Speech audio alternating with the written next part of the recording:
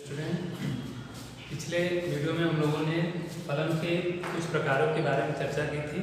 अब उसके और जो बचे हुए प्रकार है उसके बारे में चर्चा करेंगे।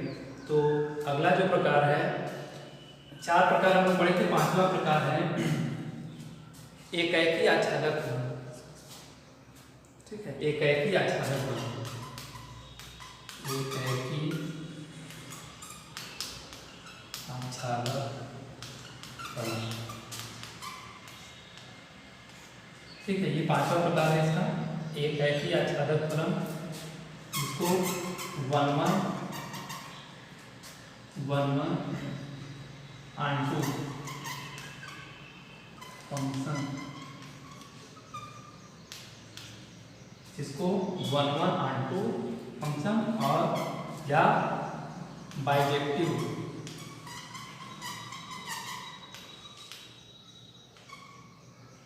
ठीक है, एकैकी आच्छादक फलन जिसको 1 onto फंक्शन या फिर बाइजेक्टिव कहते हैं, बाइजेक्टिव।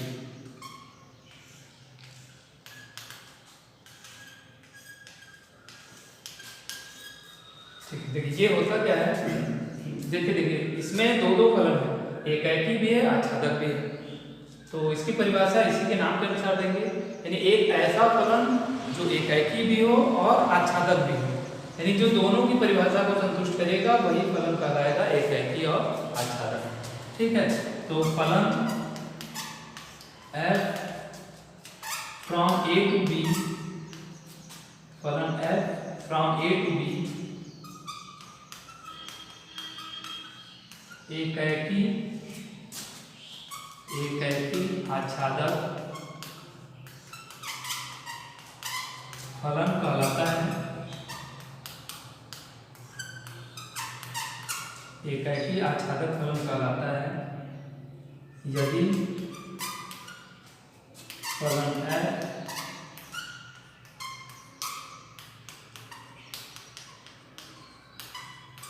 एकैकी भी हो और आच्छादक भी हो।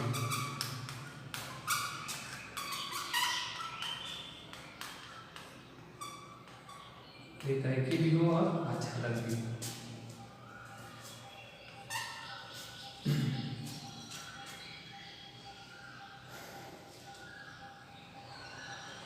ठीक है, चलिए एग्जाम्पल देखते हैं। क्या है एग्जाम्पल? एक फलन f है जो समुच्चय a से b पर परिभाषित है, a से b पर परिभाषित है। a1 a2 a3 a4 b1 b2 b3 b4 a1 a2 a4। दूसरा एग्जाम्पल,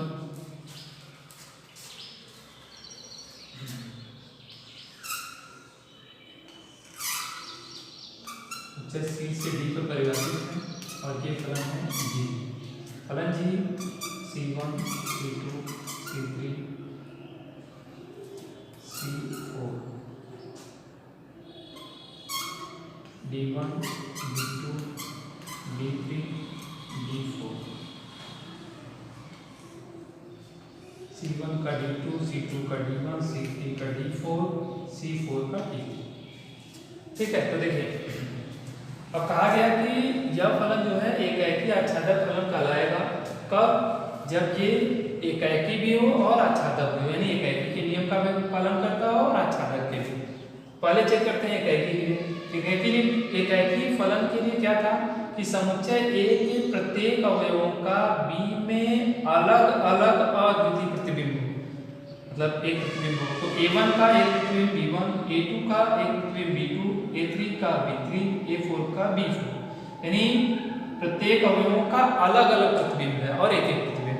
ठीक, तो एकैकी परिभाषा संतुष्ट कर रहा है। आच्छादक के लिए क्या चेक करना होता है? हमें समुच्चय B को देखना होता है कि समुच्चय B के प्रत्येक अवयवों का A में पूर्व प्रतिबिंब होना चाहिए, यानी B में कुछ नहीं बचना चाहिए। तो देखिए B1 का पूर्व प्रतिबिंब A1, B2 का पूर्व प्रतिबिंब A2, D3 का पूर्व प्रतिबिंब A3, B4 का पूर्व प्रतिबिंब A4। ठीक है, यानी कि समुच्चय B में कोई अवयव खाली नहीं बचा है। तो ये क्या हो गया, ये आच्छादक हो गया। यानी जो पहला एग्जांपल है, जो समुच्चय A से B पर एक फलन यह परिभाषित था, वो एकाकी भी है और आच्छादक भी, इसलिए F जो है एकाकी आच्छादक फलन का रहेगा। ठीक है, दूसरे एग्जांपल में देखते हैं कि समुच्चय C से D पर एक परिभाषित फलन G है। ठीक है, इसमें चेक करते हैं। तो पहले एकाकी चेक करने के लिए समुच्चय C के सभी अवयवों को देखते हैं कि C के सभी अवयवों का अलग अलग D में प्रतिबिंब है या नहीं, और वो भी एक एक प्रतिबिंब। देखिए C1 का प्रतिबिंब D2, C2 का प्रतिबिंब D1, C3 का D4, C4 का D3, यानी एक अवयव एक प्रतिबिंब, एक अवयव एक प्रतिबिंब, एक एक अवयवों का एक एक प्रतिबिंब है। तो एकाकी की परिभाषा को संतुष्ट कर रहा है। अब आच्छादक को चेक करते हैं। आच्छादक के लिए D को चेक करेंगे। तो देखिए D को चेक करेंगे तो D1 का पूर्व प्रतिबिंब C2, D2 का पूर्व प्रतिबिंब C1, D3 का पूर्व प्रतिबिंब C4, D4 का पूर्व प्रतिबिंब C3, यानी कि समुच्चय D में भी कोई अवयव खाली नहीं है, कोई अवयव बचा नहीं है। तो ये भी एकाकी और आच्छादक दोनों की परिभाषा को संतुष्ट कर रहा है। तो ये भी फलन क्या है, एकाकी आच्छादक कहलाएगा। तो यहाँ लिखेंगे, यहाँ F तथा G एकाकी आच्छादक फलन। ठीक है, तो ये एकाकी आच्छादक फलन है। चलिए अगला प्रकार देखते हैं। अगला प्रकार क्या है, अगला है एकाकी अंतःक्षेपी फलन। ठीक, ये हो गया एकाकी आच्छादक फलन। अब अगला है एकाकी अंतःक्षेपी फलन। एकाकी अंतःक्षेपी, छठवां प्रकार इसका है एकाकी अंतःक्षेपी फलन। ठीक है, एकाकी मतलब 1 1, अंतःक्षेपी मतलब इंटू 1 1 इंटू फंक्शन।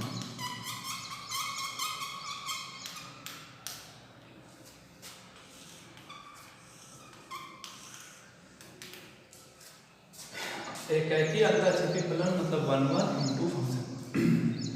देखिए इसमें क्या, इसमें भी नाम ऐसे है एकाकी अंतःक्षेपी, मतलब ऐसा फलन जो एकाकी भी हो और अंतःक्षेपी भी हो, यानी जो दोनों की परिभाषा को संतुष्ट करेगा उसी को कहेंगे एकाकी अंतःक्षेपी फलन। चलिए तो इसकी परिभाषा क्या है देखते हैं। तो फलन f from A to B, फलन f from A to B एकाकी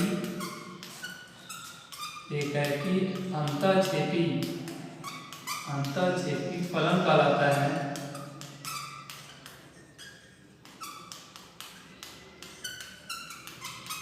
यदि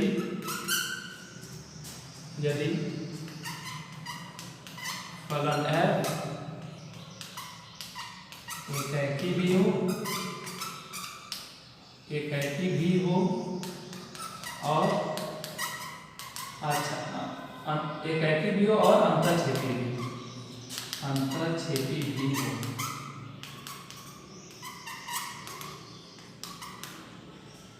ठीक है, तो एक फलन यह जो समुच्चय A से B पर परिभाषित है एकाकी अंतःक्षेपी फलन कहलाता है यदि फलन यह एकाकी भी हो और अंतःक्षेपी भी हो। ठीक है, यानी ये दोनों जो हो उसको कहेंगे एकाकी अंतःक्षेपी। एग्जांपल देखते हैं।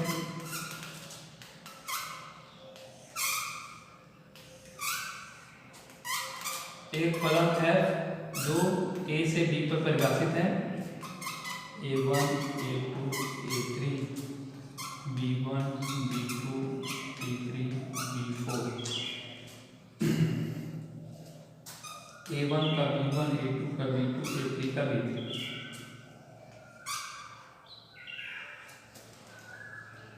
देखिए पहला एग्जांपल है कि एक फलन f है जो A से B पर परिभाषित है और इसमें ये किस तरह से परिभाषित है कि A1 का प्रतिबिंब B1, A2 का प्रतिबिंब B2, A3 का प्रतिबिंब B3 है। यानी A के प्रत्येक अवयवों का अलग अलग एक एक प्रतिबिंब B में है। A के प्रत्येक अवयवों का अलग अलग एक प्रतिबिंब है, ठीक ना, अलग अलग। अब एक ही तो हो गया। अब चेक करते हैं कि अंतःक्षेपी है या नहीं। अंतःक्षेपी के लिए क्या था कि समुच्चय B में कम से कम एक अवयव ऐसा हो जिसका पूर्व प्रतिबिंब A में न हो। तो देखिए B1 का पूर्व प्रतिबिंब A1 है, B2 का A2 है और B3 का A3 है, लेकिन B4 का कोई पूर्व प्रतिबिंब A में नहीं है। इसका मतलब ये जो समुच्चय B है इसमें एक अवयव B4 बच गया और ये अंतःक्षेपी की परिभाषा को संतुष्ट कर रहा है। तो यानी ये एकैकी भी है और अंतःक्षेपी भी है। तो जो फलन F है वो एकैकी अंतःक्षेपी फलन कहलाएगा। ठीक है। दूसरा एग्जांपल,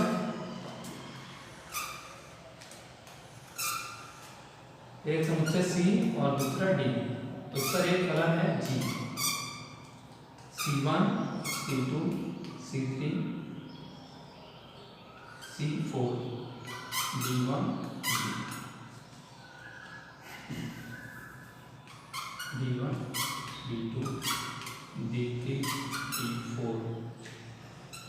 ठीक है, इसमें तीन ही अवयव रखते हैं।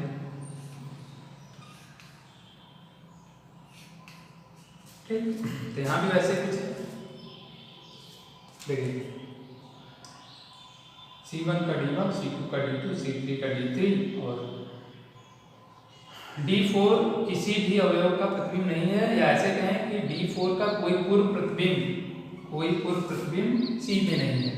ठीक है, तो इधर से एक है और इधर से देखें तो ये अंतःक्षेपी, क्योंकि एक अवयव बच गया। लिख देंगे अतः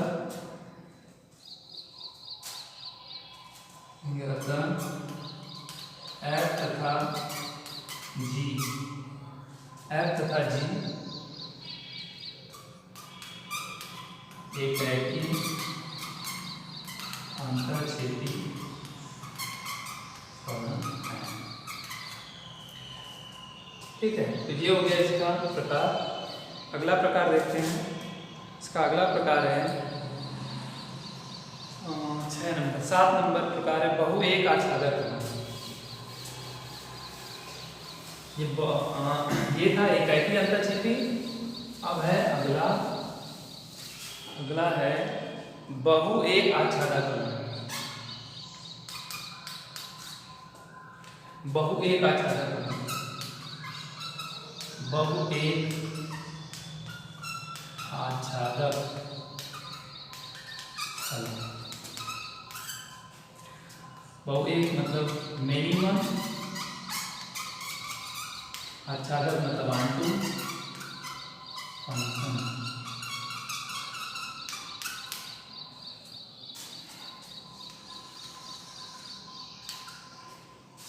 बहु एक आच्छादक फलन या मेनी वन ऑनटू फंक्शन।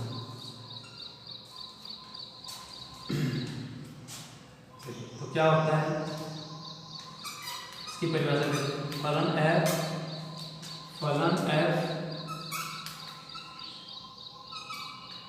फलन F from A to B, फलन F from A to B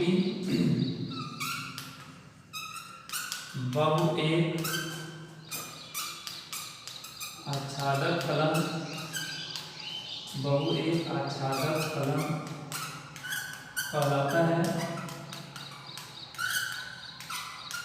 यदि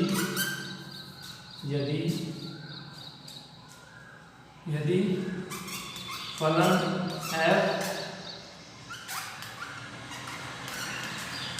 बहु एक हो तथा आच्छादक भी हो। ठीक है, फलन F from A to B बहु एक आच्छादक फलन कहलाता है यदि फलन F बहु एक हो तथा आच्छादक भी हो। ठीक है, मतलब सीधे तरीके से कह सकते हैं कि फलन F बहु एक आच्छादक फलन तभी कहलाएगा जब यह बहु एक फलन की परिभाषा को संतुष्ट करेगा और आच्छादक फलन की भी परिभाषा को संतुष्ट करेगा। तो ऐसे फलन को कहेंगे बहु एक आच्छादक फलन। एग्जाम्पल देखते हैं।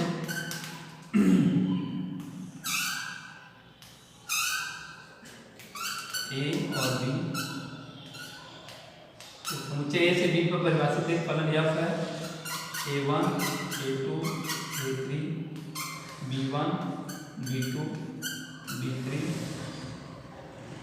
b2।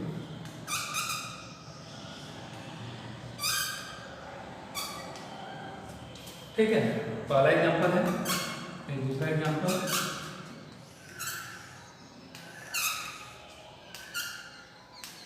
समुच्चय C से D पर परिभाषित है एक फलन g c1 c2 c3 c4 d1 d1 d2। ठीक है, तो देखिए यहाँ पर किस तरह से है।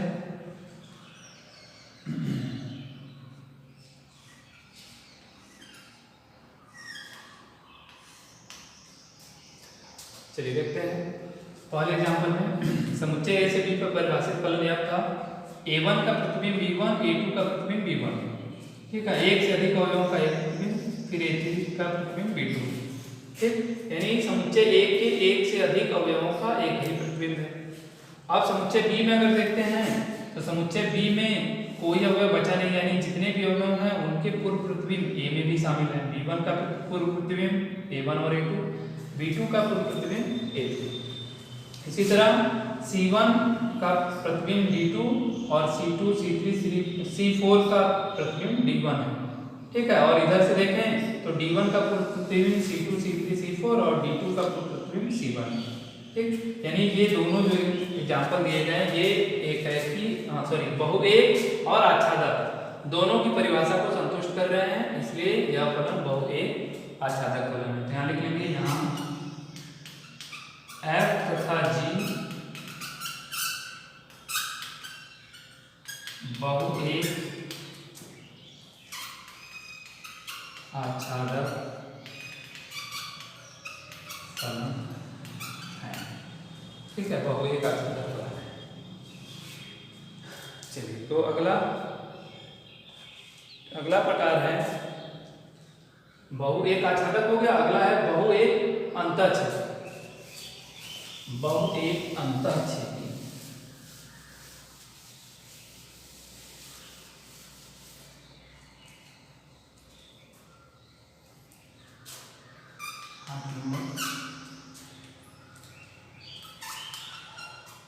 बहु एक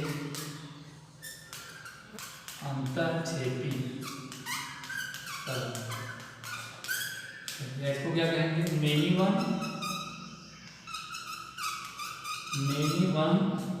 इंटू फंक्शन।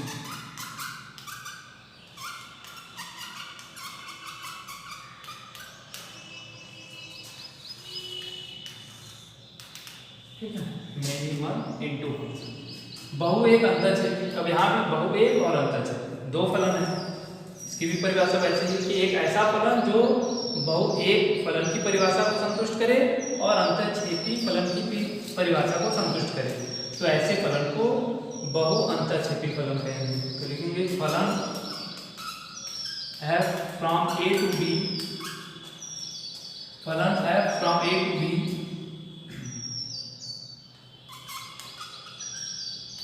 बहु एक अंतःछेदी फलन कहलाता है यदि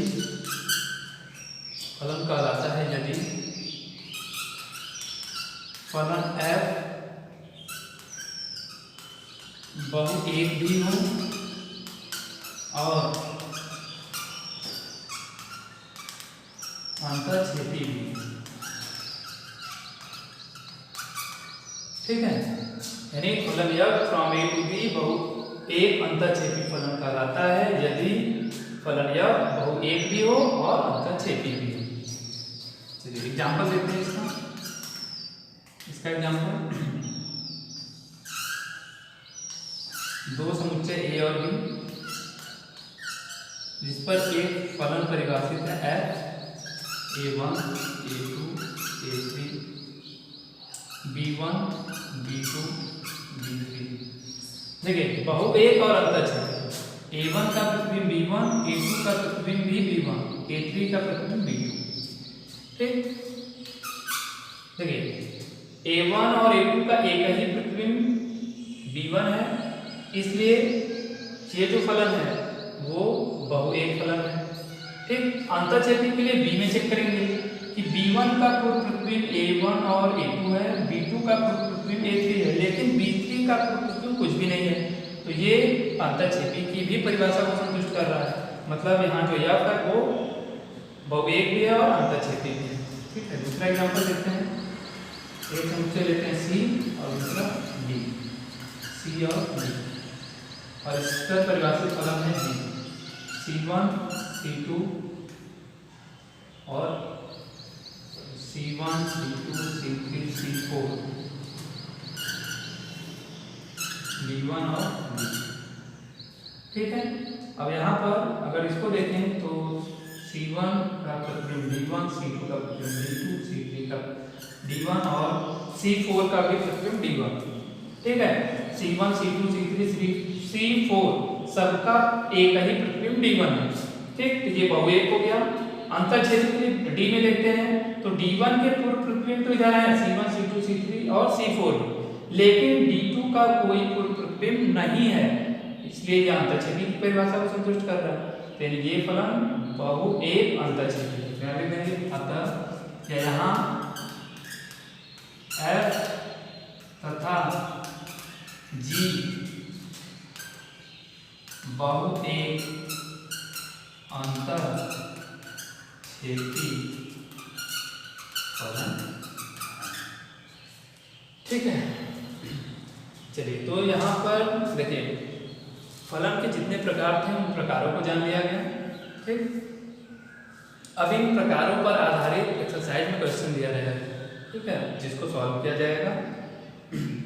अब इन प्रकारों पर आधारित जो एक्सरसाइज है उसका अगला वीडियो, ठीक है, हम लोग अगले मतलब अगला जो सॉल्यूशन है वो अगले वीडियो में हम लोग देखेंगे। ठीक।